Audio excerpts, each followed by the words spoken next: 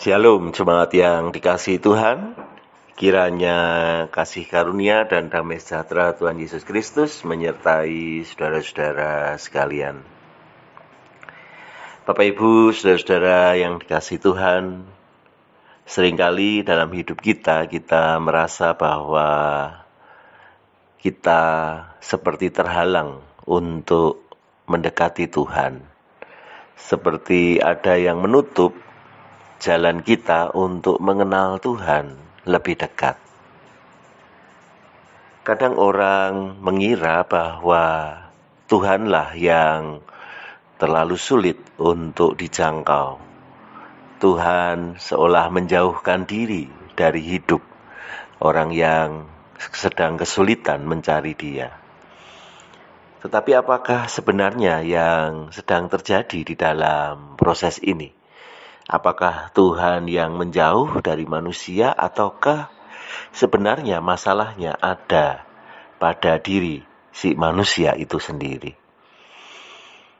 Di dalam Mazmur 24 ditunjukkan bagaimana ketika Raja Kemuliaan itu menampilkan dirinya, maka ada hal yang penting diperhatikan oleh manusia untuk bisa menjumpai Dia, merasakan kehadirannya. Di dalam Mazmur 24 ayat ketiga sampai yang kelima berbunyi demikian. Siapakah yang boleh naik ke atas gunung Tuhan? Siapakah yang boleh berdiri di tempatnya yang kudus? Orang yang bersih tangannya dan murni hatinya, yang tidak menyerahkan dirinya kepada penipuan dan yang tidak bersumpah palsu. Dialah yang akan menerima berkat dari Tuhan dan keadilan dari Allah yang menyelamatkan dia. Jadi di sini ditunjukkan bahwa ketika orang ingin naik ke gunung Tuhan, berdiri di tempatnya yang kudus, mengalami perjumpaan pribadi dengan Tuhan, maka ada satu bagian penting yang perlu dilakukan adalah bagaimana orang itu menguji dirinya. Di dalam ayat yang keempat ditunjukkan kriteria yang penting untuk difahami, yaitu orang yang bersih tangannya dan murni hatinya. Jadi dalam hal ini tangan menggambarkan tindakan yang dikerjakan oleh orang itu. Tindakan yang dilakukan adalah tindakan yang bersih dari ketulusan hati dan itu menjadi berkat di dalam kehidupan ini. Dan tindakan yang bersih ini didasari oleh hati yang murni. Hati yang dengan kesungguhan diri menyerahkan hidup kepada Tuhan dan dengan sungguh-sungguh mau menunjukkan kesemuanya bagi Tuhan. Dan disitulah kemudian tindakan yang hadir dengan didasari kemurnian hati akan menjadi tolok ukur yang penting untuk bisa mengalami perjumpaan dengan Tuhan. Nah, dengan dua kriteria itu maka orang yang sudah bersih tangannya dan murni hatinya ini pastilah akan menjauhkan diri dari penipuan dan juga sumpah palsu. Karena kedua hal ini mengingkari apa yang menjadi syarat yang pertama tadi. Orang yang bersih tangannya dan murni hatinya pastilah akan menolak penipuan dan sumpah palsu.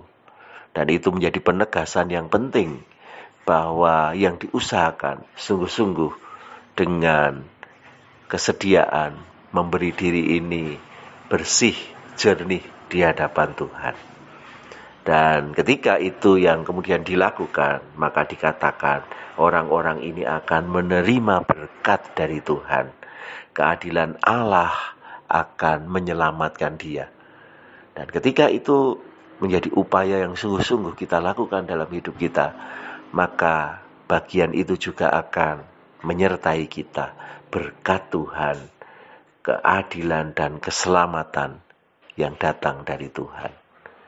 Mari Bapak Ibu, saudara-saudara sekalian, kita menilai diri kita, menguji hidup kita. Sudahkah kita menjadi orang-orang yang bersih tangan kita? Artinya segala tindakan, tingkah laku yang kita lakukan adalah hal-hal yang bersih, hal-hal yang baik, hal-hal yang menjadi berkat. Dan sudahkah kesemuanya itu kita dasari dengan kemurnian hati? Bagian yang menjadi asal dari motivasi kita itu juga perlu kita terus berefleksi dan bahkan bila perlu kita koreksi, sehingga kemurnian hati itu tetap menjadi titik berangkat yang kemudian mewujud dalam tindakan yang kita lakukan. Dan kalau itu yang terus-menerus kita upayakan dalam hidup ini, maka kita akan menjadi orang-orang yang menerima berkat, menerima keadilan dari Tuhan, mendapatkan keselamatan dari Tuhan. Dan itulah orang-orang yang boleh naik ke gunung Tuhan dan berdiri di tempat kudusnya. Kiranya Tuhan memampukan kita semua. Amin.